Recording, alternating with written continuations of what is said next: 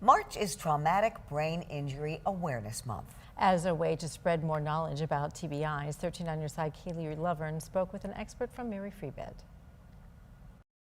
The month of March is dedicated to spreading awareness about traumatic brain injuries or TBIs. So what are they? When a person's involved in classically a traumatic injury, whether it's mild to severe, there's a force that's translated from either kind of the rotational injury, kind of stopping suddenly, or the brain and kind of the head striking an object. Dr. Adam Lamb, a rehabilitation physician at Mary Free Bed in Grand Rapids, sees patients who've experienced all kinds of TBIs. So there's really a wide spectrum that an injury can be. Dr. Lamb says that for the most part, 80 to 90% of TBIs will be mild, like a concussion. Those injuries are only temporary and take just weeks or months to recover from. The more severe the injury in general, the longer the recovery is going to be.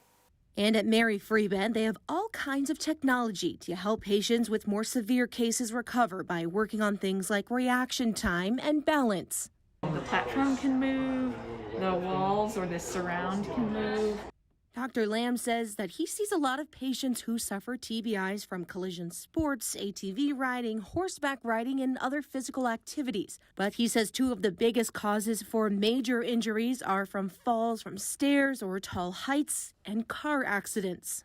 Probably about half of all injuries have alcohol on board at the time. Dr. Lamb adds that it's always best to get checked out even if you're not sure that you have a TBI.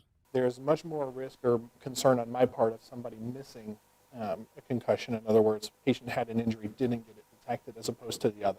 I think one of the challenging things about brain injury is that it can change more things that are maybe a little bit more subtle for people to pick up. Sometimes they kind of become the invisible or the walking wounded in a lot of ways. Sometimes trying to help them interact with the environment, the people around them, can be a little bit more challenging because it's not readily apparent that they may be struggling.